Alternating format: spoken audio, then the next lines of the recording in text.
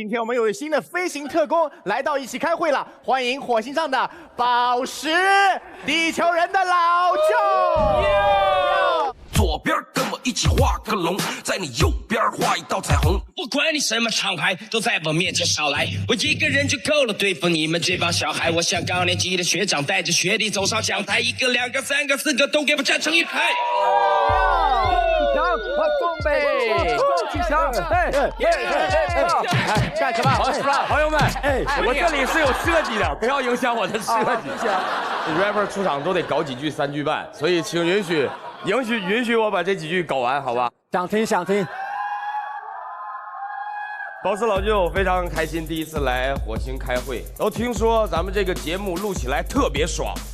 不好笑的故事在这里可不许讲。我卡壳了。今天来到这儿不是为了当王牌特工，为什么？我是为了当颜值观众。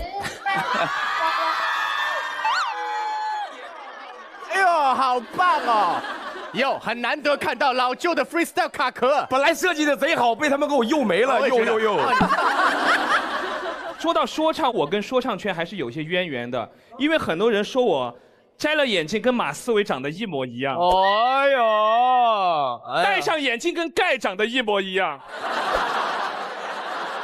我是整场唯一一个脸上长了2个 rapper 的人。那去年就是你淘汰了我和老派。没错。本人早在30年前曾当过10年的中国广播说唱团的团长。哇！问一下老舅 ，JK 哥有没有说唱的天赋 ？JK 哥不能说是有说唱的天赋，这是说唱的鼻祖嘛。啊，那对呗。传统，我这传统啊，咱不是现在，对吧？有没有可能今天融合一下？有可能，我觉得延琪吧，我跟延琪一起给 JK 哥上课，给 JK 哥上课，你胆儿可真大呀！来，那需要 JK 哥怎么配合 ？JK 哥这不是，我们有道具。哎呀，我天，这是要带的吗？带着。然后这我要对了，得反着带。哇！然后这个还是可以，不可以，假的 JK 哥别怕，假的，我还是戴薛之谦的眼镜吧。JK 哥，这个墨镜比那个链子贵多了。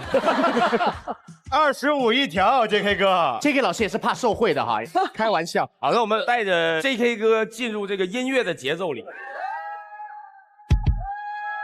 Yeah。来到这里，说唱就是我的专场，不光说唱，搞笑也是我的专长。所有人竖起耳朵，给我好好听，让我们燃起气氛，炸掉整个火星。他们喜欢叫我妖娆，我的思维从来不会笑点飘摇，我的每个节奏非常稳定，不会抛锚，他们都让我把故事推向高潮。我作为前浪是看着你们后浪，你们的某些斗唱也很棒。那我手拿着麦克风得有准儿，不然他们会打滚儿。春季里开花1456。6月6，我6月6，我春打69头。这个腐溜，你说难受不难受？你说难受不难受？你说难受不难受？难受。最后一个 ending， 难受，对吧？是不是？哇，太对了，太酷了。自成一派 ，JK 哥，我这个不是说唱，我这是快板儿。棒！我这么说吧。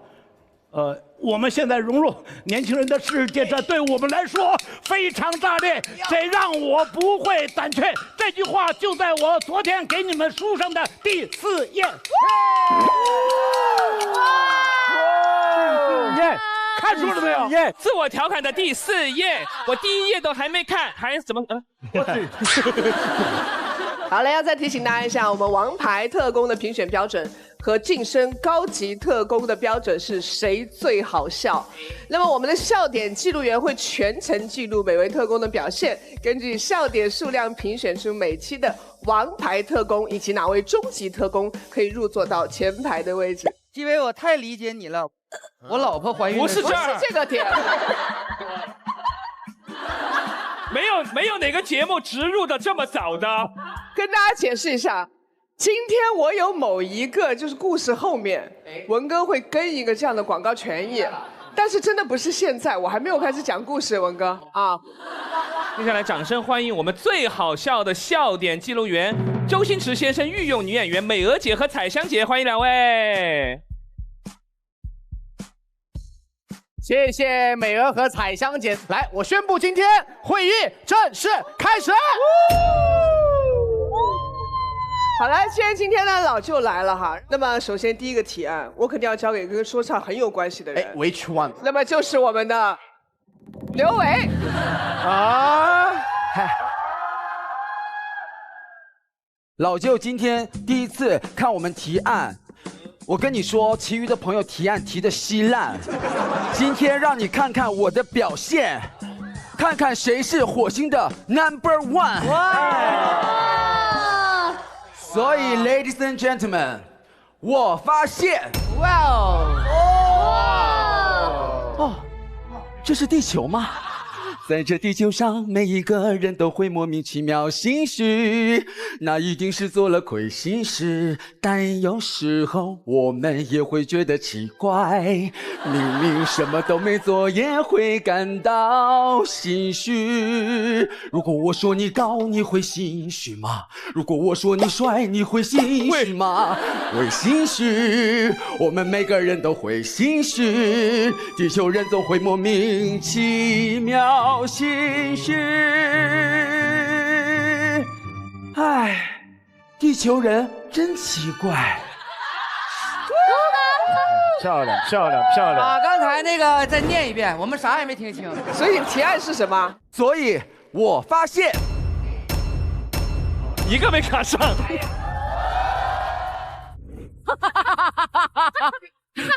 地球人，地球人总会莫名其妙的心虚。刚才大家心虚吗？不心虚。你心虚吧？我心虚。我告诉你们，什么时候最心虚？人撒了谎会心虚。我撒了一个大谎啊！我这个应该是实实在在的心虚。因为我以前呢是参加比赛出身嘛，然后我跟老薛是一个比赛，是的，我一直都走唱跳路线，就把自己的这个状态拿捏得很准，然后直到有一天好死不死，突然有一个选手他也要唱跳，那一刻我觉得 Oh my God， 遇到对手了，我必须要独一无二。然后那个时候呢，我又没办法换歌了，因为我是一个唱跳。我当时唱的是我在捷运线的车子里向低空飞行。哦，我知道，我知道，对，你记得吗？想起来了。然后当时头上场了之后，我想说不行，我要 international， 我怎么办？怎么办？我就决定我要唱假韩语啊。然后我就在那个歌的前面还是唱那个中文，突然到副歌，然后大家都出其不意的时候，我突然내가 그대 없어 나가 못나겠어 난 파친 내가，然后假的都是假的，很像哎。就讲完之后누가겠어 안녕하세요 한국도 만나서습니다。我还会这样跟大家说话，很真。不是，我都听懂了，你还是假的，真厉害。后来有一些学了，但是那个时候完全不会。然后我就唱完了之后，我心很虚，我觉得我唱完之后一定要第一时间跳出来说，老师，我唱的韩语是假的。然后等我要开始说话的时候，那一场的那个评委是徐怀钰，然后等要开始说话的时候，就听到导师们的掌声，听懂掌声，然后我就没有机会说话了，然后我就想说，那我就先听老师说话吧。然后这个时候徐怀钰老师说，刘维，你的韩文唱的真的很标准啊！他会不会听出你唱什么了？我也不知道他为什么要说我唱的韩文很标准。然后那一刻我，天哪，你把徐，那你没法承认了呀！你这样子，你这样把徐怀钰也卖掉了。我承认的话，就等于徐怀钰根本听不懂，在撒谎。但是我不承认的话，就是我在撒谎。会不会听成了中文？比如说我的盆骨微缩还裂开了这么多，没有，我的盆骨裂缩还会开那么多，会不会？什么东西啊？然后我想说，突出重围。我那一刻我觉得确实突出重围了，但是我该怎么办？然后我想说，我到底是保我还是保徐怀钰？你保不住了。我那一刻我告诉我自己，我要保我的徐怀钰。然后我就坚定地拿起麦克风说，对。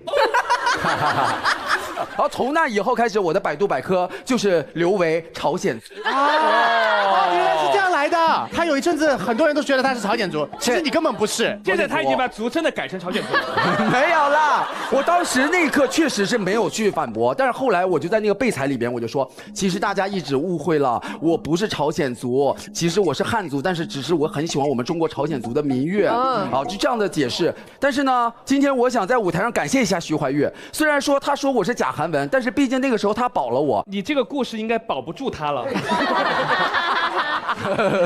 你这个故事讲出来，他更尴尬。但是我那个时候真的很感谢徐怀钺老师，所以我今天想用徐怀钺老师的《我是女生》唱一首假韩文的歌。哦 ，Come on，It's your show time。这会不会更保不住了？我感觉你俩都够呛。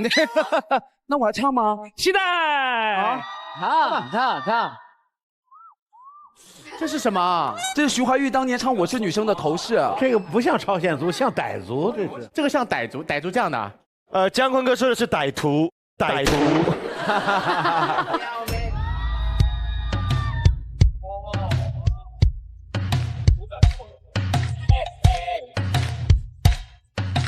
音乐声大一点好吗？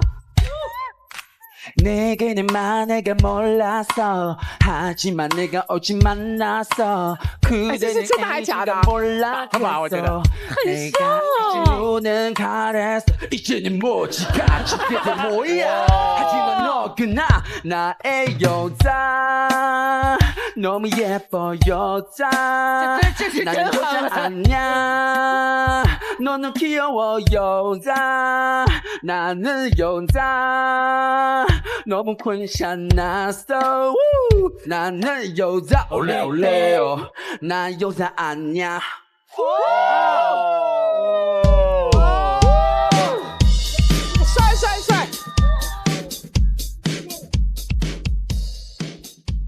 徐怀钺，对不起，我现在韩文 OK 了，你现在说是对的。各位，你刚刚说的是真的还是假的吗？是假的，刚才是假的，也是假编的。只是副歌是那个真的，但是其余都是假的。哎，我跟你说，有办法圆了，就是不怪徐怀钺，我们所有人都去觉得是这个是真的哦，所以肯定不是他的问题。好标准啊，是你厉害，好厉害。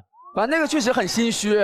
那大家有没有这种情况？有，文哥有。 这些事情发生在上小学的时候，就上公开课的时候，我不知道大家上没上过公开课大课。很多人领导看这个老师厉不厉害？对，领导来听课嘛，然后老师在前面上大课，然后上大课的时候，老师会这个紧着好学生去提问、去让他们回答，然后呢也会鼓励全场所有的学生都举手踊跃发言嘛。我最开始这就心比较虚嘛，因为我怕他。 记错了，我要是举手举得太踊跃，我怕他叫我就不会回答不上来嘛。但是全班都举了，如果我不举的话，我那就出个坑。你不举也是个坑，不举也是个坑。行，你接，反正我然后过了几次公开课以后，我发现老师其实叫的还是比较准确的，因为我心里太懂了，有那么几个天天在一起跟我玩，他根本也不会。那举手举那个踊跃，真的都演的非常好，旁边的同学演得太好了。 我一看你们都这么踊跃，我说反正老师也能叫准确。然后有一次公开课，我的举手举的就可能演的有点过了，太逼真了。对，除了没有冲到老师跟前，就简直就是我会，那全场就是我会，全班就我会。老师说这个问题谁会回答，请踊跃举手。我说老师，老师说那就金日文回答。叫完我就懵了。我说老师我不会，老师说哦那你坐下吧。那时候能感觉老师特别心虚，上大课呀，领导都在听。后来老师也没办法，下课的时候就跟领导去解释，我就很远的看老师说那个孩子可能。老师应该这么表。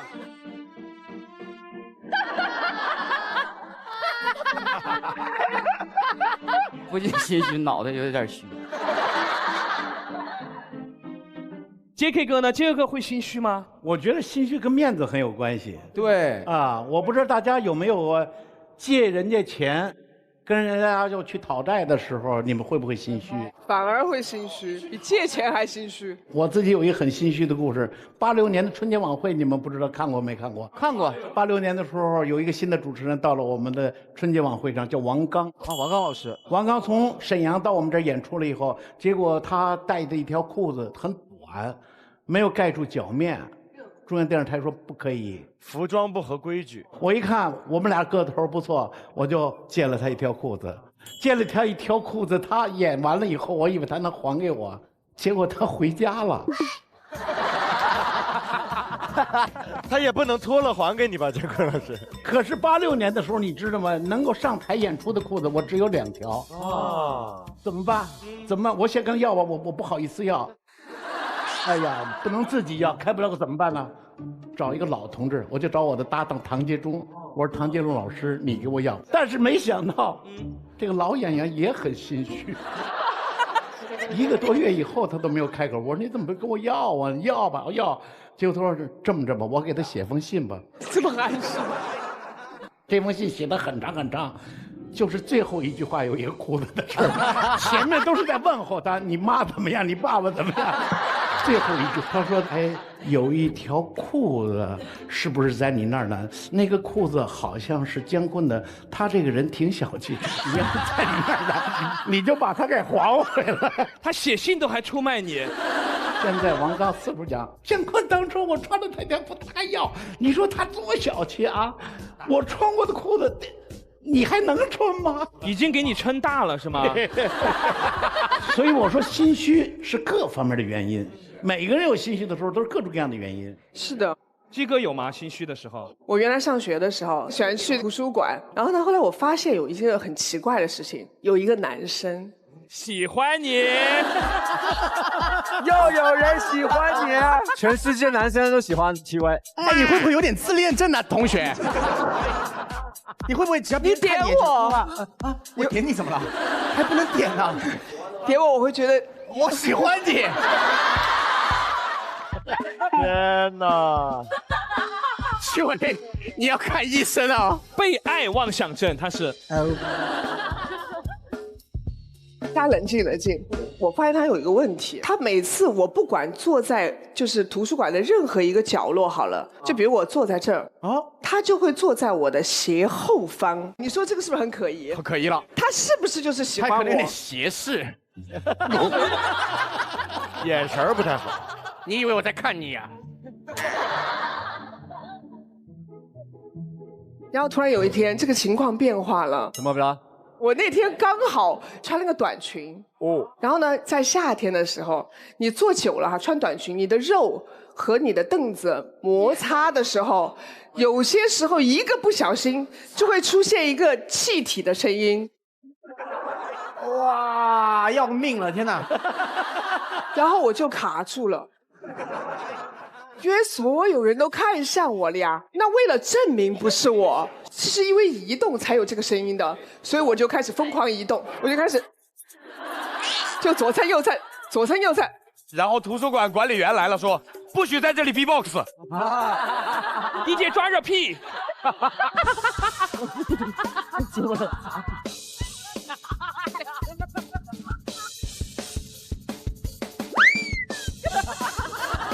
我这个时候我正在我心虚，然后心里面憋得难受的时候，我突然闻到了一股味道。居然真的有一个人真的来了个蔫儿的啊！然后你知道最让我崩塌的是，这男生他把所有的那个书全部收进包包，非常快速的，他要准备离开，熏到他了。哎呀，绕跑！结果他一站起来，刚才的那个浓厚变得更浓厚了，扩散了。突然看不清楚书了是吧？我这个时候才发现，原来那个蔫儿的是他。哇！不是，他一直坐你斜后方，是选择陷害的对象，就是那几天在选人。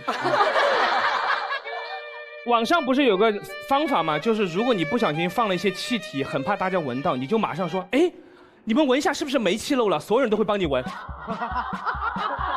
马上就吸完了。好了好了，聊一点干净的东西啊。我这是一个工作中的故事。哦，那干净。也不一定哦。因为我经常有时候会被那个剧组邀请去客串一些会计大姐房东大娘、管事嬷嬷然后有一次呢，我就得到一个比较年轻的角色然后我打开那个人物简介，那个角色是一个胖胖的花痴。那个戏的男一呢，谁？是毕雯珺毕雯珺然后有一段戏呢，是我要走出来诱惑他。什么他？冒昧的问一句，喜剧片哈，是很难的，而且你还要把门堵上，你要把门堵上说，嘿嘿嘿，就是这是什么？真的，这是什么诱惑？等一下，我有片段，我一会儿放。你要把头转过来说，嘿嘿嘿嘿。这是什么？我等了10几年的采花贼就是你呀！我的天哪！就是你奸笑就好了。但是当一个高高大大的帅哥站在你对面的时候，一切都不一样。快，高高大大帅哥，快上！你知道一个高高大大的帅哥，当他站在我对面的时候，你竟然有了羞耻心，就是那种感觉，就是你说不出那句话了。然后我就变成了，好了，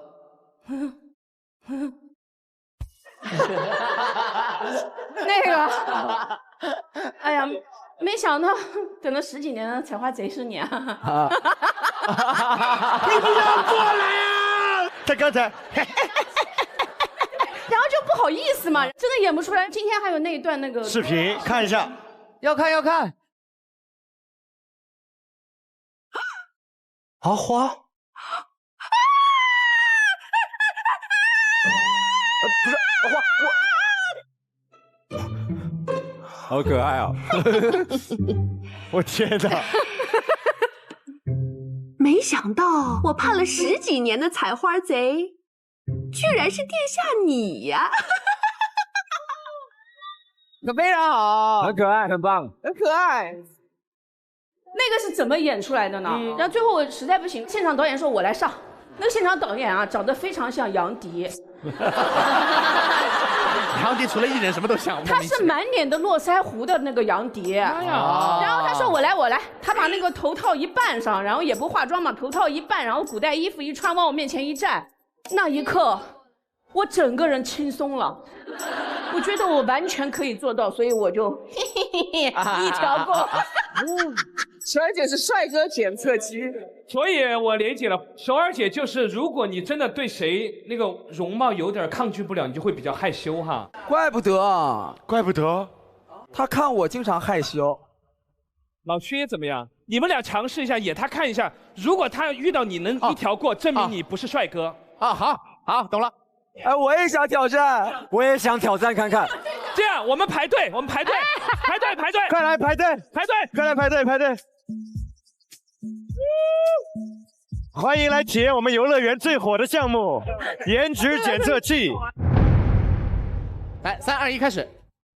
阿花，你想干嘛？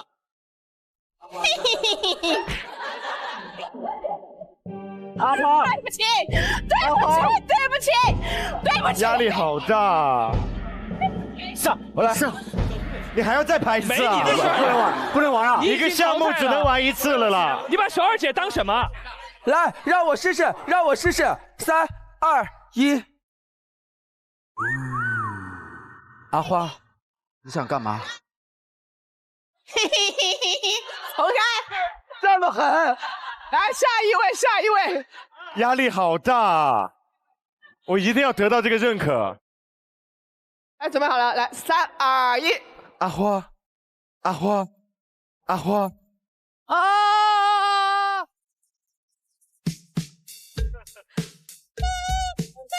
哎呀，成功了！成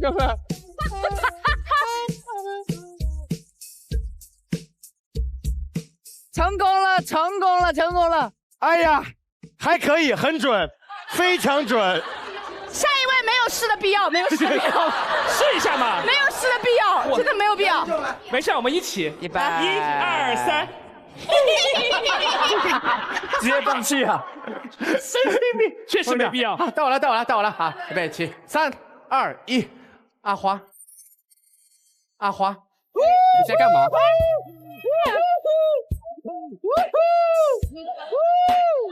受不了了！下一个，没有没有，我是觉得接在薛老师后面太紧张了，我先转走。什么玩意儿？神经有毛病啊！准备好了，来，准备好了，来，3、2、1。阿华，不行，你走开。我也可以，我竟然可以，我竟然打败了敖犬，老舅脸都笑烂了。这什么审美啊？谁？这话说的没有，审得好。小二姐，你看到老舅也有点害羞哈。什么？我们两个有渊源的。你们两个曾经有一段故事啊，就是在年轻的时候，他参加过快乐女生的海选，我参加过快乐男生的海选。不说参加过快乐女生，你唱的什么？唱的那个 Hey Jude。哦，那会唱歌哎。没想到越挖越宝藏了，首尔姐。我们下一次入选要让她唱歌哦，好不好？定了哈，我们想听哎。好，好，谢谢。好了。不是，但是还没有解释为什么你会跳过？为什么？好，一对耳朵就能毁了整张脸，不至于吧？你坐下吧，小矮人。你背你的广告。老舅有没有什么故事？老舅有心虚过吗？我自己之前也是一直做别的工作嘛，上班嘛，然后在成都的时候当司机，给老板开车。就那段时间是我最心虚的时候，因为我又没做过司机这个工作，就一直在试图去学习。没做过，驾照有吗？从来没开过车，无来上这个太狠了。但我试图用尽这个毕生所学来服务我的老板。那老板上车之前，成都夏天也蛮热的，我就想我要自己要周到一点，首先就把这个所有的空调都打到合适的温度，把窗子关上。他坐上来车了之后呢，他就很奇怪的看我，我也不知道我哪里做错了，我就开始心虚。啊，他喜欢你，你跟他是一个路子的。对，他也在斜后方看我。对，然后他就要把窗子给摁开，我就觉得这个我已经把空调打开了，这里面温度很凉快，我又把窗子拉起来，就我这个老板跟我 battle 了几次。我摁下去，他摁上来，摁下去，摁上来。你真不太适合干这行，我觉得。然后我说：“大哥，这个温度很合适，那么热，多舒服啊！把窗子关起来，费油。”他说：“我就想吹点自然风，再一起吹空调，不行吗？”然后我就觉得自己有点虚了，这太不好服务了，对吧？然后这个到了地方。下车就说：“赶快把后备箱那个烟和酒拿出来。”我真的没有开过那么好的车，我就找不到那个开后备箱的那个键，我一直手忙脚乱的在倒腾，他又很焦躁的就把我给弄下来，说：“什么好车都没见过，下来。”我来，他也找不到，因为那个车是他管朋友借的。什么老板？这是老板也挺惨，这冒牌老板嘛。老板比你虚多了，他才心虚。就这个挨骂，就导致我越来越虚嘛。我就赶快要抱着这些所有的东西，赶快到酒店进去点菜，去招呼别人。我想我一定要表现好一点。然后呢，拿出红酒给客人倒酒了。然后我也以前没怎么喝过红酒，尤其我东北来的，我们就那儿就习惯就是喝酒就给人倒满。哦，那么高2个红酒杯，红酒倒满。我上去，我想着我们迟到了，给人热情一点。咚咚咚咚，2个大红酒杯全部倒满，1瓶红酒已经倒完了，倒一圈下来开了6瓶才倒完。那场就是生意谈判的开始是2个大哥这样子，就是那种杯子一定要拿起来，一定要缩掉一点才能拿。对，老板喊一声干杯，每个人还先要。干了多久这个工作？就大概1年吧。哇，1年！1年是你换工作，还是老板找人写了封信给你，让你？1年最后其实是因为那个说唱的节目播了嘛。走你，我走了。对，火了，就直接我要走起来了，找到更适合自己的工作了。对。我有一个比较心虚的点，我不知道就各位女孩子有没有这种共鸣啊？我就每一次跟我的闺蜜的男朋友单独相处的时候，你为什么要跟你的闺蜜男朋友单独相处啊？你心虚的点是怕被你闺蜜发现哈，你是该心虚，那你就是传说中的迪蜜。是这样的，你难免就是平时你跟这个闺蜜和她的男朋友出去的时候啊，你们3个人一起出去玩，对，然后难免就会有一些时候，比如说闺蜜去上厕所，然后我不需要去的时候，懂了。两个人单独相处有点过于愉快的话，你脑子里会脑补出那种狗血的剧情，对吧？啊，我就很害怕，就是这种就是你们两个人相处很愉快，谈笑风生这种场景，然后突然你的闺蜜从洗手间回来了，手里拿着什么东西，一看到你们谈笑风生，然后手里的东西落地然后觉得自己的友情、爱情都丢失了，你就很害怕这种抓马的剧情，所以我就每一次都会提高警惕。就是当我跟闺蜜的男朋友需要单独待一会儿的时候，我都会不自觉地收敛自己所有的这种女性魅力。你很怕你闺蜜男朋友就爱上你哈？喜欢你，你跟戚薇是一样，你们那么有魅力的，聊2句话就爱上你了。既是莫名的心虚，也是莫名的自恋然后我就会想，真的不行，我一定要切断所有的可能性，然后我就会对这个闺蜜的男朋友就进行一些这种语言上的霸凌啊。他一说你莫名其妙，别爱上我，别碰我，别跟我说话，别看我，没碰他，别碰我，别碰我，救命！是不是有毛病啊？神经病啊！人家根本没怎样。比如说，正常我们在一起聊天的时候，他说一个什么东西，尽管不好笑啊什么的，我也会正常敷衍一下，也会跟着笑一下。但是只要我闺蜜一离开，我俩单独相处的时候，她要是跟我企图说什么好笑的东西，我就会很冷漠。企图？这也不好笑呀！你就这么突然间变个人，就让这个场面能有多尬就有多尬。但通常这种情况，我自己理解就是，我是真的对这个人有一点感觉，我才会尴尬。小鹿就是真的有啊，小鹿是对谁都有。然后就经常这样切换之后，后来有一次我闺蜜就跟我说，她男朋友回去之后问她为什么要跟我当朋友，说哇这个人好奇怪啊，说小一点人前一套人后一套，说难听一点可能就是人格分裂。但还是前面那更难听一些。小丫头还2副面孔呢。对，这个心虚啊，基本上就是对面这个男朋友越帅我越心虚，越优秀我越心虚，其实就是这样的。确实会有这种情况，怕闺蜜误会嘛，对吧？对。但是今天有一个非常临时发生的一个心虚，在 JK 哥这儿。我昨天晚上我要感谢戚薇啊！哎呦，这个哥，戚薇，你给我们送了礼物的时候，哎呦，我们一看了你这个礼物啊，真是大家都很需要。因为这个东西很大盒子，我搁在这个边上了啊。下来以后，我赶紧去换装什么弄。哎，我忘了，我就回来了。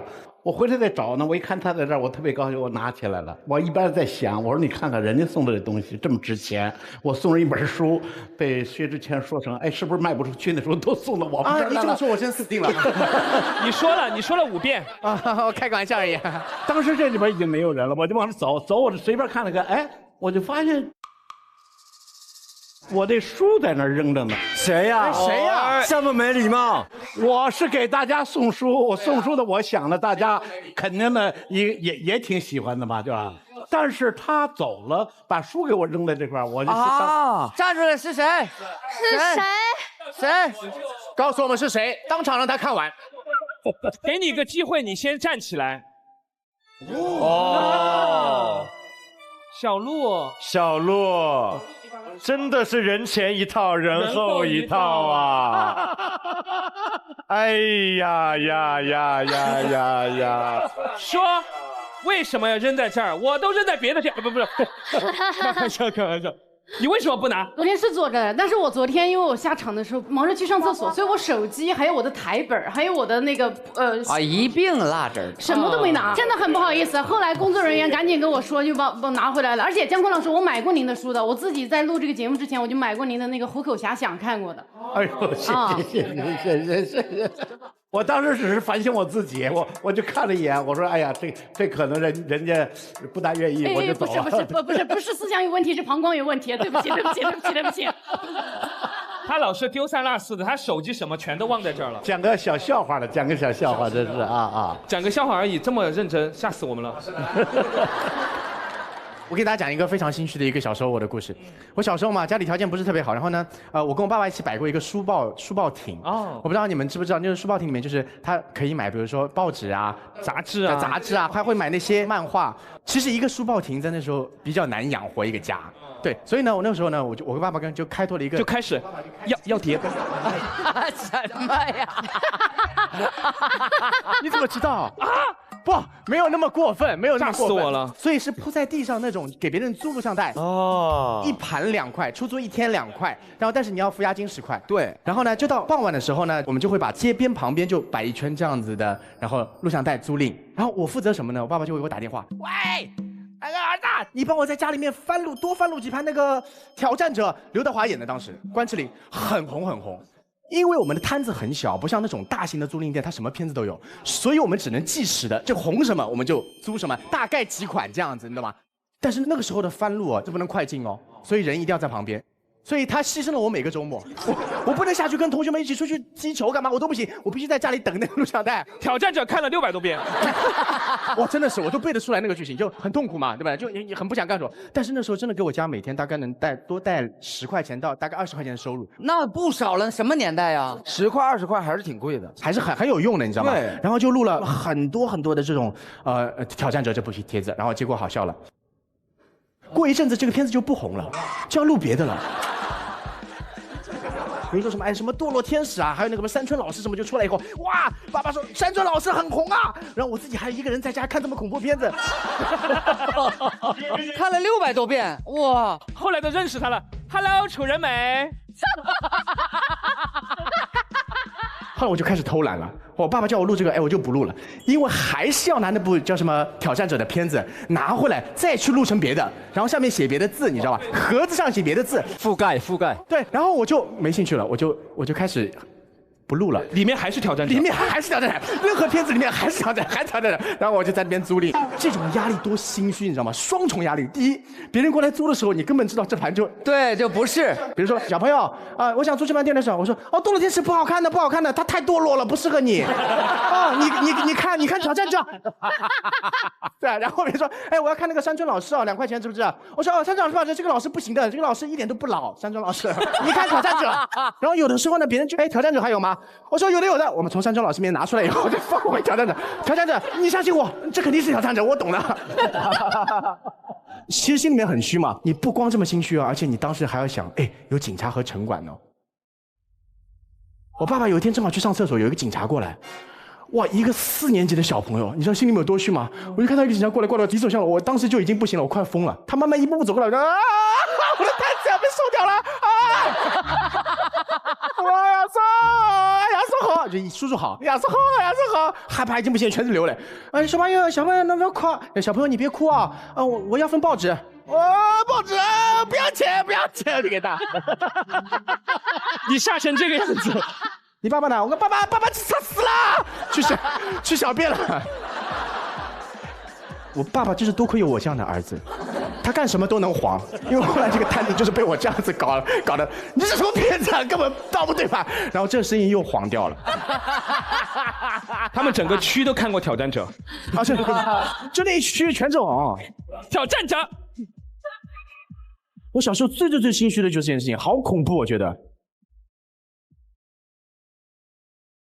有时候你的心虚是源自于你经常去光顾的有一家店，你有一次没有去光顾它，而去光顾了旁边的一家店。大家哪有那么夸张？大家这种时候会不会有这种心虚的感觉？就像我以前经常在楼下的一家姐妹理发店剪头发我可能从4、5岁的时候，奶奶就会带我到楼下去剪头。她跟我奶奶的关系很好，就给你剪那种小圆头、小平头，小朋友的发型，所以她就习惯了。就我已经到初中，已经到10几岁的时候，楼下那家姐妹理发店每次都给我剪平头，她只会剪平头，就给我推完了。然后其实有一天我就觉得有一点自卑，就觉得班上的男同学都开始留各种这种左边斜、右边斜、中间斜的，然后我就说那我也去试下别的店。没有想到剪完之后我就开始心虚了啊，因为你每次顶的不是一个平头。路过他们家店的时候，她们2姐妹就在店里面，2姐妹只有你一个生意，你不去她就没有生意做，就在门口等你来。因为她在我上楼的唯一的地方，就我每次过去都会张艳倩，谁给剪的头？就是这种，我就会被她抓到。有时候我都是要用各种方式挪过去，就是我会等有汽车经过的时候，我跟汽车一起跑过去。比如 DK 哥是那家店，然后有个汽车过来，我就会扒着侧门，我就会跟着一起跑过去。哇塞我真的就是不能从他们店门口你可以这样经过直着跑，感觉你坐在副驾。你过去真的这样，他也追不上你，神经病。发型还是被看到了。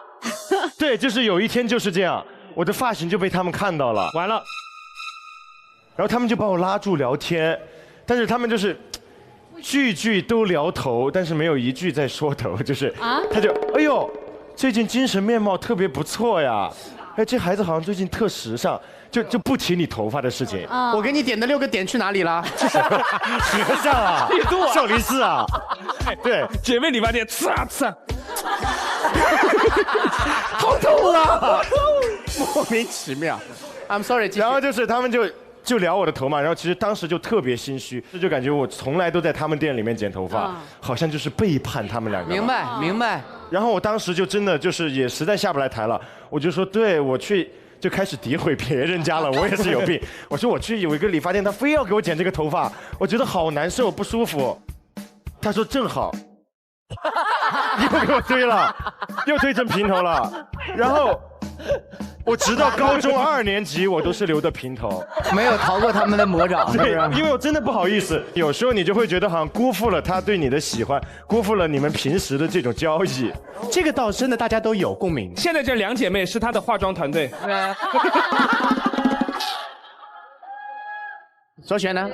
我是不敢加比我红的人的微信。那所有他微信的人，都比他。不是，就是最后可能会加上，但是加的那个过程我都很心虚。就比如说我们第一次录火星的时候嘛，当时我们第一天录完，然后大家一起吃了个饭，然后吃饭的时候当天是戚薇姐在，然后露丝也在，就是因为我就很喜欢漂亮姐姐，然后就很想加他们微信，但是我又不可能开这个口，我就一直没有办法主动，我就是完全等到有人提出加个微信吧。加个微信吧，我说那我也一起加一个吧，我是顺势加的那种。所以说，就是如果你非常轻易的加谁的微信，一点没有心理建设，这个人在你眼中没有不红的人我不加微信，不是。那我想问一下，现场的朋友谁没有加上你的微信啊？不可能，没有啊。来，没有陈周璇微信的举手。啊？不是，老舅，没事，我俩也没有。老舅不能算，老舅我忍了。先问一下敖犬，敖犬为什么不加？为什么你不加我？你看不起我？不是啊，你那天在吗？我在啊，在，全在。啊，你死定了。林超泽的也没加，我当然没加，因为那天我不配，我不配。但是那天你也在哦。今天你没加吗？我今天配了，但是陈姐还没加，还没加啊。好像刘维啊，好。我也这么多动作吗？控制住他，好吧？我今天还没加。加一样，超像的。好嘛，那一会儿把超泽的加上。谢谢陈姐，谢谢。犬哥的呢？犬哥的不用。为什么？为什么？犬哥也有一点心虚，是因为他女朋友每次都在。啊，有女朋友也不加。我们交朋友嘛，正常的。微信的部分，我倒是没有说在这方面会有心虚，但是我有一个会心虚的一个点。什么事儿？比如说像就微博刚刚红起来那个时候，大家都相互要互关嘛，这种。就比如说我关注人家其他艺人，但是别人没有回关我，我会稍微心虚一下，会觉得说，为什么呢？等一下，那戚薇姐姐。我关注了你的微博，为什么你迟迟没有回关我？为什么？现在检查一下有哪些人没有回关，比如说我。哎呦，没关啊？没事儿呀，没关也没关系。他没有关注你，我没关注你吗？等一下，迪哥我很早就认识，我们俩好早就认识了哈。等一下，我看一下。没关吗？我看一下，我单方面关注了戚薇，拍特写。哇，还在黑名单里。关了，关了。哎呀，整的好像是逼迫的一样。确实是逼迫的，迪哥。我害怕我们互动太多，我怕你就是喜欢上你，神经病啊！你天天。但是我对微博这个关注这件事情回不回关我没关系，而且有的时候你早关注别人，在某一天他突然发现你很早就关注他的时候，他会突然回关你。比如说林俊杰，哇，真的，我必须要说一下，这个人特别好，因为那天我们录完节目之后，他专门到了那个化妆间来给我们送他的新专辑。送完专辑以后，他们自己提说，可能你们想合影，但是你们不好意思说。他一说，所有人合了他半个多小时才走，就疯狂合完之后，他是通过微博的私信把照片一个个发到我们这儿的，人巨好无比。要发完以后，他发现我大概在16年就关注他，因为我很早就听他的专辑嘛，所以他也回关我，那时候也挺激动的。我就觉得有的时候表达自己的喜好，如果正好还得到回馈的话，心里面会更高兴，不用心虚，大胆的关注。好 ，OK， 好。我分享一个不太好笑，可能会有用的故事啊。所以我小时候呢，我性格比较孤僻，就是不合群。然后那时候呢，我最怕的也最期待的就是每年春游和秋游的时候，因为每当这个时候啊，老师就会让同学们自由组队。但是我呢，就是经常被剩下。然后呢，到最后呢，老师就会说，比如说敖犬、傅首尔、徐志谦、刘维，你们4个不招人待见，你们就那个。老师这么说。就你们4个呢，就是现在没有被选择，你们就随便。你会不会读了太多老师的潜台词？读了很多老师的心声，对，他就会说你们4个既然没人选，你们就随便找一组加入。但是呢，你随便找一组加入，大家知道那个感受是不好的。然后我就非常难过，然后有一天回家，我就跟我外婆就大哭一场。外婆说：“你发现没有，每年剩下都是你们几个人，说明什么问题？”我说：“说明我们讨厌呀。”我外婆说：“不对，说明你们有缘。你们为什么不组一队呢？”哇！当时我听到我外婆这种话，我恍然大悟。然后，所以3年级以后，我再也没有被剩下过。因为只要老师说大家开始自由组队吧，我会立刻站起来走向那些没有人选的人，然后我们成为一组。啊！我外婆的这个事情影响了我一生，就是大家就是不同道的人走在一起就是同道人，不合群的人在一起就是一群人。当我们都没有朋友，我们走向彼此，我们就都有了朋友。所以呢，就这个故事分享给大家。好啊，希望大家在不被选择的困境中，学会主动去选择别人，相信主动的力量。只要你敢站起来，就有人看到你，你闪闪发光。好嘞。而且我个人觉得，不知道大家发没发现，这种莫名其妙心虚的人，他其实内心是很敏感的。多数情况下是因为善良，他可能怕给别人有一些困扰啊，或者让别人的情绪受到影响，所以反倒给自己的压力。就比如像我们很熟悉的朋友维维，他其实很敏感，你会发现他很容易心虚。所以其实我往往在想说，这些善良的人能不能给自己多一些照顾，更关注一下自己的内心，在照顾别人的同时，也能守护好自己的快乐还有幸福。哎呀，其实心虚这个事情对一个人来说，他保留一些是有好处的。比如说我在一个高铁上上厕所的话，我会强迫自己10分钟之内一定要出来。我最多10分钟，我会拉得很快。进去计时开始啊！对，是真的。我上次有一次就是在去南京的那个，大家都知道我在高铁上嘛，我想上厕所，可是有一个人在里面真的待了40分钟。哎呦！可是所有人都在上厕所，但也没有人敲他们。可是他一出来的时候，大家的眼光是这样看着，觉得哎，你这个人真的没素质。所以我觉得还是人类要保留一点善良和心虚，对你自己是有好处的。好的。那么我们第一个提案已经结束了。如果大家觉得这个提案有共鸣的话，就拍桌支持。3、2、1，请表决。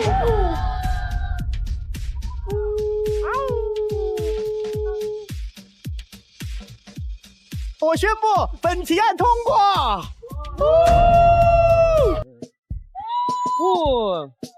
好的，马上开始我们的下一个提案。戚副局长，你觉得谁来提这个提案比较合适呢？我想想啊，谁呢？谁？我想听一下敖犬提案，因为我没听过他提案，有一个原因。什么原因？是因为他讲故事是好笑的，中间有很多笑点，但是我回过头想，我永远不知道他在讲什么。我看看他提案是什么样，好不好，敖犬？来，哇，你好久没提案了。我发现社交中的艺人们急需要一些关爱。没错，没错。其实这个提案之前一定要给 JK 哥讲一下，因为现在非常流行测各自的 MBTI 是什么。JK 哥知道 MBTI 吗？我为了这个节目，我真是查了一下，它是一个叫做性格的这个种类，全是找一找自己属于是 E 人还是 I 人，E 人和 I 人啊。我再补充一下，这个艺人们呢，就是社牛，就是比较偏外向，偏外向的。I 人们就是比较社恐，偏内向。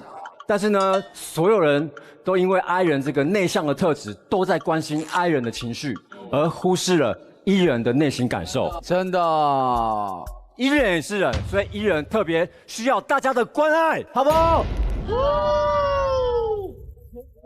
那我们稍微问一下，全场测过这个测试的，请举手。哦，这么多！因为现在这个比星座还流行了，已经不问你是什么星座，就问你是什么人。我是艺人。那我们所有的艺人先举个手，我们看一下艺人有谁。这些都是艺人啊。等一下，对面。哎，你是 I 人，我真的不能接受。为什么？你是什么 I 人啊？我是 I 人哎，我是第一次就 I 人，然后觉得不像啊，再测一次真的是 I 人哎。所以我们要好好关心一下艺人的一个情况，因为大家都觉得艺人好像特别活泼，都对，无所谓，所有的场子都是靠他们来热，对吧？因为我就是典型的艺人，但是我有个朋友比我还一，而且他的名字里面也有一，他叫吉克隽一。人家吉克隽逸，对，吉克隽逸，他是一个比我还想炒热气氛，而且还会回家做检讨的人。比如说有一次吉克想找我去他一个 party， 我就去找吉克隽逸，我想跟他一起去赴约，因为那个派对上我都不熟，其实我内心也会社恐。然后吉克一进去就是那种典型的艺人，一进去说：“哥哥们，我来晚了，酒满杯，情满怀，不喝这杯没未来。”哎呀！然后我虽然很一，但我那一刻我一点也不一，因为我私底下其实是一个非常内敛的人。吉克就说：“乖乖，去厕所。”去厕所。走，去厕所。吉克就看着我眼睛，握着我的双手就说：“乖乖，我的哥哥就是你的哥哥，就是我们的哥哥。加油！我罩着你。好嘞。然后我那一刻我就觉得 OK， 我就豁出去了。然后我当时推开门，我就说：“王哥、李哥，北京不大，风景如画，朋友不多，都在这桌，这杯弟弟先干了。”然后那一天呢，我们两个就很快速的喝多了。第二天我就看到了我的手机打开了之后，就是吉克隽逸给我连环4条的微信，而且都是60秒的语音视频。哎呀，第一条语音视频大概的内容就是：我们表现的怎么样？还要复盘？我怎么样？你怎么样？然后第二条语音就是说谁表现的不好，下次我们不叫了。然后第3条语音就是哪个环节特别棒，我们要保留。他就是那种会复盘的艺人，他真的除了唱歌，他也非常会讲故事，然后也非常会主持。所以说呢，真的希望吉克隽逸早日能来火星情报局，让大家感受一下艺人的魅力。哇！所以说刘维，我特别理解你们。我老婆怀孕的时候怎么了？这个样。玩哥没到，你是接在戚薇后面的。我心里 Q 我呢。文哥，你别紧张。我觉得艺人和爱人有个很大不一样的地方，就是艺人特别喜欢分享，有很强烈的分享欲。是的，我有一个 backup， 老就知道吧，就是你唱说唱的时候，后面帮你垫2个字的那个，就今天天气真好，真好。捧哏嘛。我的 backup 叫小熊猫，这个人也是一个奇葩。他分享欲强烈到什么情况呢？就是有一天晚上，他突然给我打视频，我就接了，他就说：“哥们儿，我最近特别喜欢摩托车。”我觉得赛摩太帅了，我高低整一辆。然后我就说摩托车非常危险，不建议。你又没怎么学过，你一整就整个赛摩很困难。他兄弟绝对没问题。然后过2天就给我发了一个视频，就围着他的车拍。我有个哥们儿送了一辆摩托车给我，特别帅，特别帅。我说行吧。然后没过1个星期，又给我发了一条视频，他躺在地上，他的摩托车在很远的地方。兄弟，我出车祸了，腿都快断了。帅不帅？他问我帅不帅，我说你打电话了吗？打120了吗？他说等一下，我把视频发完再打120。哇，他都躺在地上，摩托车都在那边在冒烟，他在这里给我拍视频。兄弟，这是我的腿啊，这是我的腿。神经病啊！还在身上了。刚才还痛，现在不痛了。哎，这个袜子我还要的，还要把袜子拿回家。他过几天又给我发了一段视频，是他从一个不知道谁的路人在他后面骑车，那个人有车载记录仪，他去要人家记录仪的监控视频啊，给我看他摔车的样子。这个艺人还在吗？这个艺人还在，他还在。这是黑无常，这是白无常，他们这是牛头，这是马面。我喝下这碗孟婆汤，我就不记得你了，兄弟再见。还在分享，神经病啊！太一了，太一了，干了，我就先不过去了。奈何桥最后10米了，最后10米了，走完了。什么呀？哎呀！而我跟你那个朋友拉个群，短视频就无法满足我了。我要看他的内容。有时候爱人还真的很需要艺人的这种分享，而且对于他来说，他分享给我们，他自己也能得到满足感和快乐。所以我觉得很多时候，艺人和爱人其实就像月亮的阴晴圆缺的两面，我们互相去填满彼此，我们互相去补充彼此。好。哎，我发现啊，现在虽然这个艺人和I人好像很典型的是内向和外向已经分开了，但其实艺人里面也细分嘛，对吧？有一些艺人他其实就是那种大猛艺人，大猛艺人，他们就是真是这样。It's me 啊，不，你来。有一些，对，就是他既外向，他又社牛。有一些就是那种小鸟艺人，小鸟艺人，对，就艺份很艺和没那么艺的那种。就是我见过最极致的艺人。是我奶奶啊，对我奶奶呢是一个云南的农村里生活了这种70多年的一个老太太，她是只会说云南方言，电视都看不懂，她都听不懂普通话的一个人。她很喜欢旅游。这有一次啊，我跟我奶奶在张家界旅游的时候，我就说我去买个水，然后我奶奶在那休息，我就看到我奶奶跟另外一个老太太两个人坐在一个石头上，然后他俩就聊天了。那个老太太呢，我一听哦，她说的湖南这个方言，我是一句都没有听懂。但我奶奶在那跟她聊天，哇，奶奶语言能力好强，不会用的是英文吧？伦敦 Bridge 跨下来，跨下来，跨不跨？你先跨。I'm a single lady 是吧？他们两个人在那聊了半个多小时，就是那种很热血澎湃。我奶奶有时候还指着我，然后跟那个人说一下。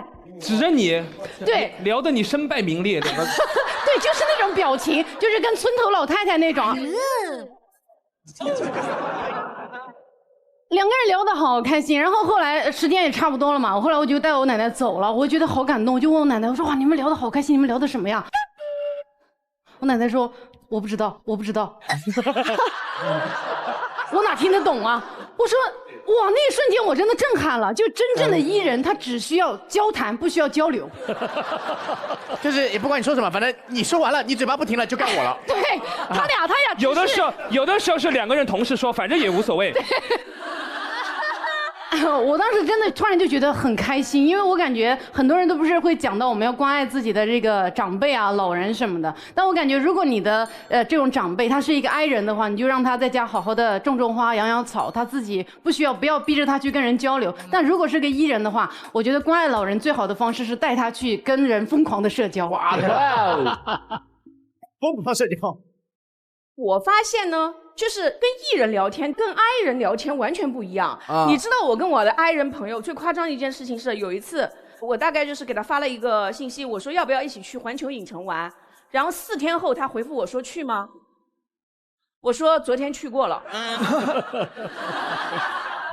但是呢，如果我今天要给刘维发一段信息，你一旦跟他说1句话，他会给你回10句话。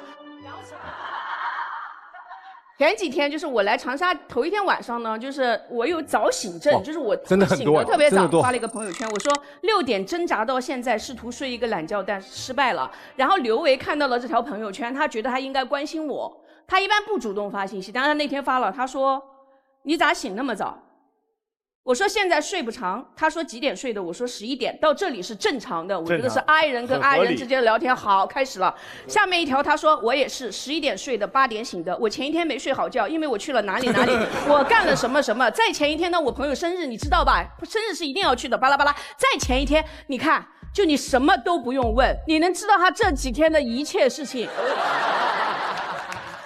因为我感觉你想问我，你看他念成这样子，他想知道吗？不啦不啦不啦不啦，你这是把索儿姐当日记本在用啊？备忘录啊！对，这是他的第一个聊天特点，就是你发一句他回10句。然后他第二个聊天特点是特别喜欢面对面聊，我特别恐惧视频聊天。然后呢，有一天我说维维你在干嘛？立刻对方发起了视频邀请，吓死人！这个好可怕，这个好可怕。然后他接起来，他说嗨。傅少海，等你很久了，等了你太久，来带你参观一下我的家。你看，这是我新买的娃娃，你看这里是我的娃娃，这里是我的娃娃，这里是我的娃娃。我想到每天有这么多人陪伴我，我好开心。你呢？然后我说，哇，你家好多小人啊。我跟你讲，我都不能跟刘维聊天或者视频聊不完，那一天都没了1万，我到哪儿？我问你，你是不是有个毛病？就是比如跟别人聊天的时候，你不想让别人当最后一句。对，是不是啊？对，我也有这个毛病。我想说你别回我了，别回我了，结果他还回。睡吧，晚安。没有那么夸张，我是会打扰大家，但是我也希望大家是爱我的。没有打扰，没有，我们爱你，超爱你。打扰。然后大家其实都觉得像我这种人肯定朋友很多，但事实上其实我朋友很少。对，跟他接触久以后，渐渐就不做朋友了。乱讲，杨迪太坏了，怎么可能？是的。所以说呢，我经常会自己一个人在家，然后我就会打开直播跟陌生人聊天啊。但是呢，我还不愿意用我的大号，因为大号吧人太多了，老会有熟人进来。然后有小号直播，最开始直播的时候可能就有2个人进来看，然后我会通过我自己的才艺，就人越来越多。对，我莫名就刷到你小号直播，我还进来过。是的，然后呢，我有的时候周一呢，可能就给大家做那种午夜 DJ， 然后比如说周二呢，我就会给大家做一些唱跳，然后每到周五呢，我就会给大家做一个什么呢？火星解说专场，而且呢，周五呢，我不单单陪大家看火星，我还会点上华莱士陪大家一起看，因为全鸡配汉堡，感受双倍的快乐。比如杨迪说话的时候，我就会吃汉堡，因为他讲的故事真的很好笑，不需要打断。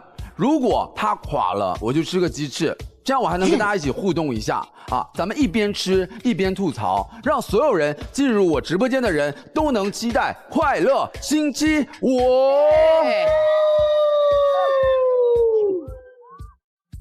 哇哦！好的，我要分享的是，我觉得有一种艺人，就是他们会是某种特定的场景或者职业身份，被迫的那个压抑自己的天性，然后明明是E人，要装成I人这种状态啊。因为我家的那个保洁阿姨，就是我跟她关系特别好，在我心里呢，这个阿姨呢是个 I 人，因为她话巨少。比如说她在我家打扫卫生的时候，陈姐你演一下我啊，你在沙发上你就坐着，然后我在拖地嘛，就是拖，然后转头。走，不好意思靠近。然后或者换垃圾袋的时候，他就是不敢跟我对视，看到我在看他了，然后他就躲避我眼神，然后这样子。这是爱情吗？会不会眼神对上以后就是你喜欢我？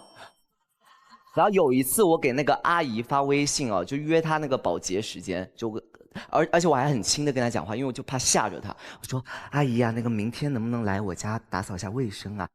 按他的性格来讲，他会秒回，他很有礼貌的啊。他说超泽怎么样，然后那天他消失了，他没有回我微信啊，然后发了个视频，喝完犊子了，今天是受不了了，喝的啥我都不知道了。这是I人，明天再去啊！我的妈呀！明天再说啊！好酷的阿姨哦！他发完这个视频之后说，明天去不了了，谁爱去谁去。喝多了，你家那破地儿臭死了。我是觉得阿姨其实在我家是装I了，她其实真正是个艺人，嗨得很。所以你不在家的时候，很有可能你家就是一个他的 club， 全是他朋友。说不定阿姨很想跟你共舞，对吧？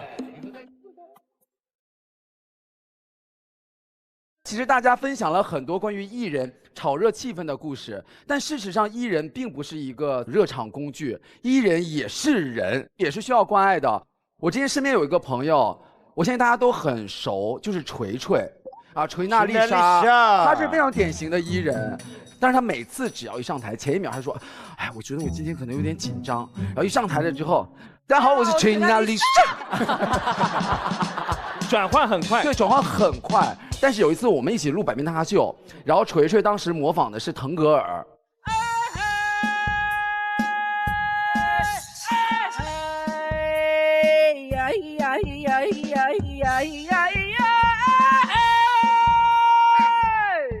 然后完了之后下来了之后，我们掌声雷动，对，掌声雷动。然后锤娜丽莎那一刻突然之间那一下哭了啊，哭了。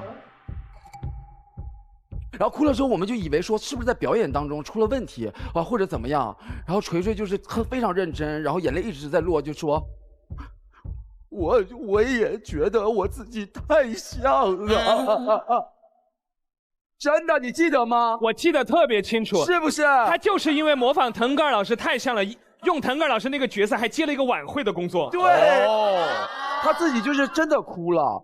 所以我想说的就是，我身边有很多这样的艺人的女性朋友，包括梦辰啊，包括大王，其实他们都是艺人的一个性格。其实哪个女生不爱漂亮、不爱美呢？所以我特别希望就是大家除了看到他们好笑的一面，也可以在他们脆弱的时候给他们更多的关爱和关心。谢谢大家。我觉得作为一个艺人来说，不能让任何局垮掉。没错。那天，等一下。垮了。正题就讲了2个字，那天就全不记得了。这种人，等一下，哎，我说到哪里了？那天你说到那天哦，那天是什么事儿啊？那天，本来我是一个很 E 的人嘛，然后我身边的人都非常 E， 比如说迪哥什么的，然后迪哥就约了我还有首尔姐约一起玩剧本杀嘛。那天我就提前1个小时约迪哥去一个咖啡厅见面。我一见迪哥我就哭了啊，因为我失恋了那天啊，就当天刚分的手，迪哥马上就约我去玩剧本杀。我是先约的剧本杀，你后分的手啊？是吗？怎么会有人听到你失恋马上约剧本杀？我是有什么病吗？然后迪哥就一直在安慰我，但是我心里在想，他肯定就是那种跟我说。难受也得给老子玩儿啊！这个纣王真是这个，对，就是必须把今天的本子玩好。剧本杀讲究人数，我没有那么狠，我心里想，这偏偏挑今天失恋能玩剧本杀了，少个人，我现在临时还差1个小时，我约不到人，你在这失恋，你哭别哭了，你玩剧本杀，气死我失恋。对，完了之后我们就开始了，要读本嘛。然后那天好像首尔姐也是第一次见，对，完了首尔姐一直在看我。我说咋的了？他喜欢你？没有，没有。首尔姐跟迪哥说：“杨迪，你朋友是不是有阅读障碍啊？怎么读那么慢啊？叫他读快点。”首尔姐真的读得好快啊！对，我看一下这个本子。好，来，到你们什么？他把本子吃了。完了之后呢，我又难受，我一边哭一边读。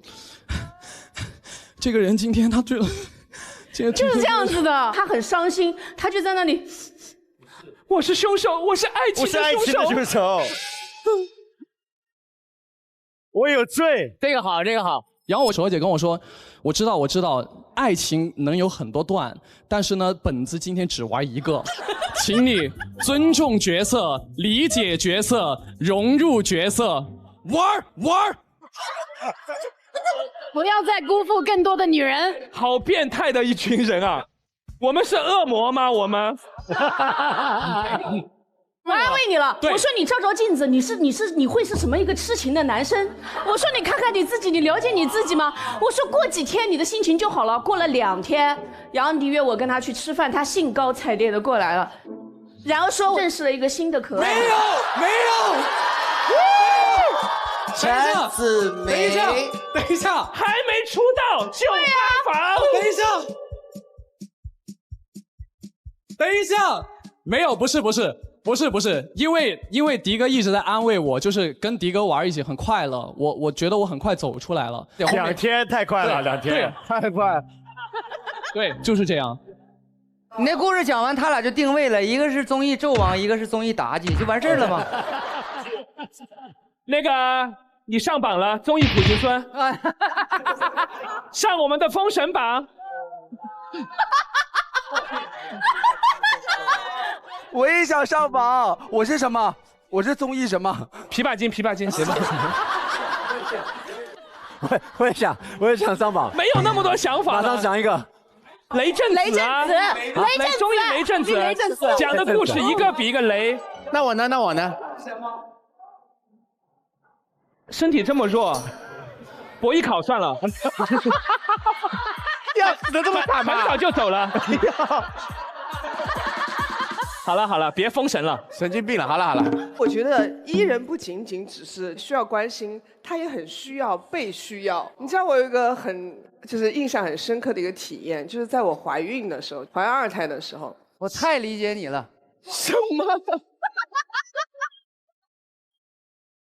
哪方面理解？玩哥，我们探讨一下，你哪方面理解我？那个玩哥需不需要戚薇讲完以后给个信号？给我个眼神。疯狂是吧？不然在每一个环节你都理解我很难，其实。比如说怀2胎这个事情有点难哈。就在怀2胎的时候，我每天早上起来，我的第一个习惯就是打开手机吧，我就会看很多工作微信，我基本上可以到达几百条。然后呢，突然有一天，我打开我的手机一看，什么都没有。什么都没有啊，很失落。我就觉得说，哎，那肯定是我手机坏了，没网是吗？ OK， 我把手机关了，我重新启动，网络全部检查过一遍，没有任何问题。那一下子我就难受了，我就哭了。我就觉得怎么会没有任何一个人找我呢？我就在帮大家想各种各样的理由啊。我工作团队经纪人他们肯定是在接洽别的工作，以后再来找我。那像我的朋友没有联络我，像什么薛之谦这些在忙演唱会，像刘维这些，反正就是他肯定在忙自己的综艺节目，像杨迪，反正本来就不联系。然后我就帮大家找一堆理由，我觉得不是大家不需要我，是大家在各忙各的，他们需要我的时候会来找我的。我那个时候就边哭边在这样想，然后那个时候我就想到，不对呀，有人需要我。马上就要来一个世界上最需要我的人了。那一下子我就觉得好，然后我就心情就好一点了，我就开始跟他聊天，我就摸着我的肚子就在跟他聊天。所以有些时候艺人的内心还是很需要这种被需要的感觉的。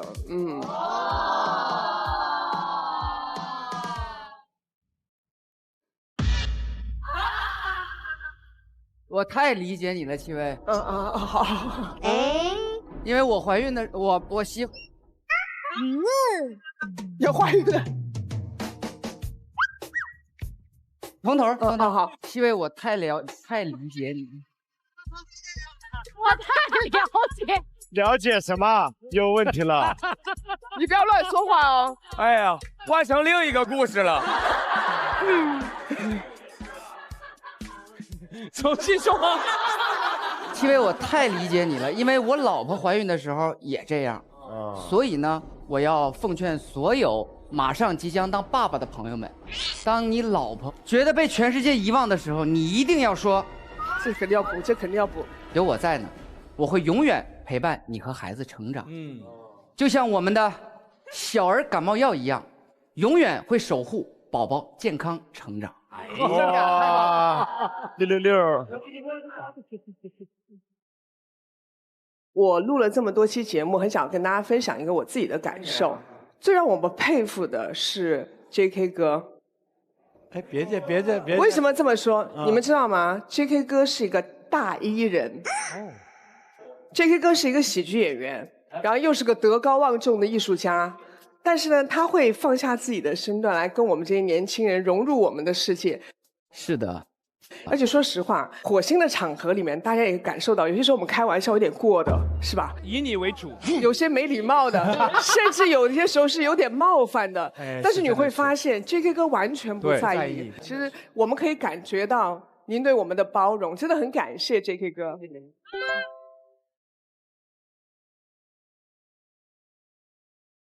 我觉得我来到了你们的这个空间，我就来到了一个非常年轻的世界。年轻人喜欢不喜欢这个节目？喜欢。哎，你们希望不希望你们的爸爸妈妈也喜欢这个节目？喜欢。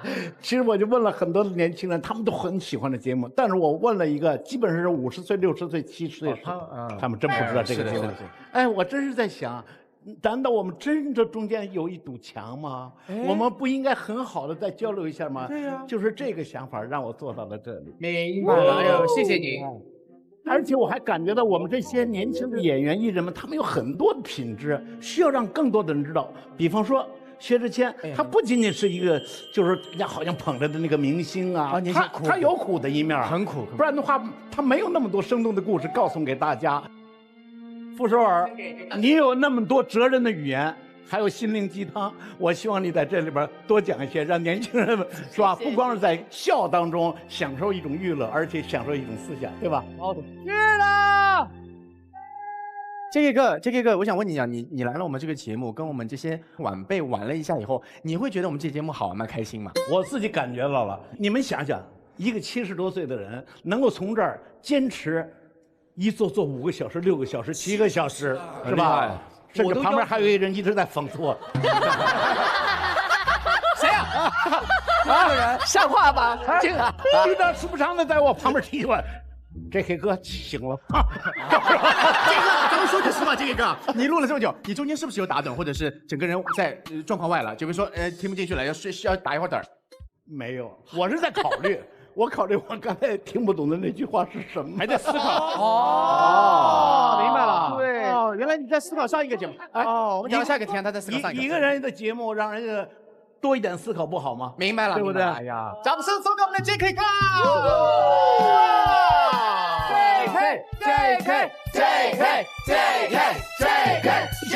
JK，谢谢。好的，那接下来我们这个提案已经结束了